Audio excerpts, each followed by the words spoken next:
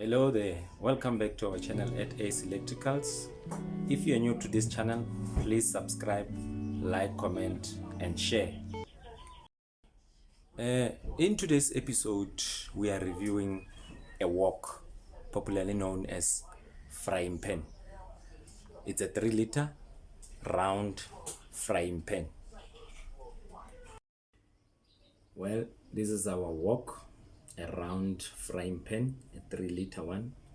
It's a way to go. It's very efficient. You can use it to cook, stew, soup. You can use it to fry steak and other things. It's very efficient. It's a way to go. I'd recommend every household to have one. It comes with a glass lid with a handle. It has a little hole for oxygen or steam, so that when you are cooking, there's no need for you to open it regularly. It has two solid handles on the side. At the bottom, there's an element here. This cover, it's covering an element. It's a 1400 watt element, which means can provide enough heat to enable you to cook quicker.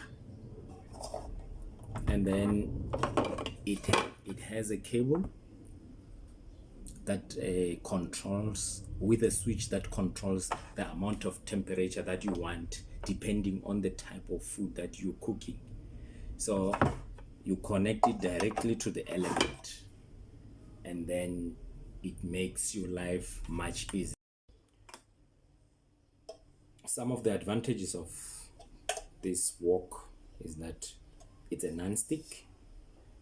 You don't need to use steel wool or scrap pot to clean it, so it's a non-stick. In most cases, you just wipe it after use, so it's an advantage to save you a lot of time when you need to cook different kinds of meals. So that's one of the benefits that I like about this frying pan. The bad thing about it is that its element, it's mounted on the pan. The element underneath, it's mounted on the pan, and then it's not good for water.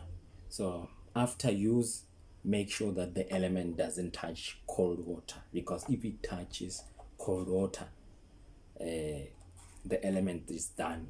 You can no longer be able to use it.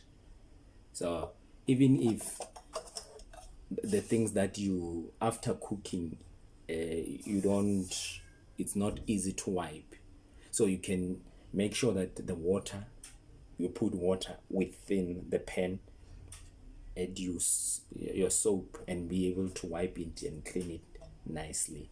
So on the outside, make sure that the water doesn't touch the area of the element, because once it touches there, it creates the problem with the element. So a lot of people experience a situation whereby they just used it, maybe they put it in a basin for cleaning.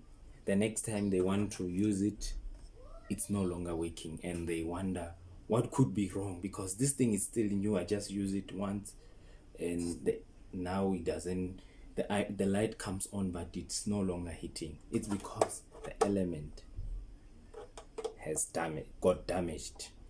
The element doesn't want water, more especially if it was hot. So it's more like you're quenching it when you put it in a cold water, so it's gonna get broken. So avoid water, avoid the element getting into the water. So that's a big warning to say, don't allow the element to get into water, more especially cold water, because you will regret it. So now we would like to cover what could go wrong with this frying pan. First thing, you can break the glass. The glass is it's replaceable. There's always a spare for this one. There are standard universal sizes for this lid. So if the glass is broken, don't throw the whole thing away, and then don't throw the handle, because in most cases we find the glass without the handle. So handle has got a nut inside that holds it to the glass. So if it's broken, you can throw away the glass, but don't throw away the handle unless if the handle is also broken. The other thing that could go wrong, it's the cord. So within the switch, there are knobs that closes and opens. So over time they get bent. So you find that when you put it on, the light comes on, but there's no the frying pan is not actually heating. Sometimes it could be the cable, not the element. So it happens. So before you conclude that the problem is with the frying pan, more especially if you cannot see any sign that there's a burn somewhere, so you need to open this cord and check inside if everything is still tagged. So the cord is also replaceable. You can replace the cord. In most cases, the size of this, it's what determines whether it can fit or not. And then there are two holes here. Also the size of these holes determine if you can use it for a certain model of frying pan or not. So but there are still spare parts for this. It's still replaceable, it is still fixable. You can be able to replace this cord. And then on the main wok or frying pan, there are two silver pins here. They get broken, or inside, just after this cover, you find that it's broken here, or within the element. And then good thing about element in most cases is that when it gets broken or it bursts, there's a powder inside that shows that there's a breakage or there's a burst. So you will know that the element is broken. So if the problem is with the element, it's not replaceable. So because this thing, it's mounted on the pan, there's no way you can take it out. But these other ones, we are able to replace that. With the frying pan, the only thing that we can do is to take out the handles, take out the spares, but other than that, there's nothing we can do. And how will you know that your frying pan is not working? It's no longer working. It's when you put it on, the light comes on. The light, orange or red light comes on, then, and you find that there's no heat, then that's how you can know that there's something wrong with my frying pan. But before you conclude that the problem is with the element, please check the cord. Sometimes the light comes on the cord, even though it does not pass the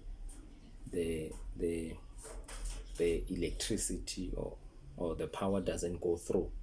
And then I spoke about these two pins here, and make sure that they are also locked tight.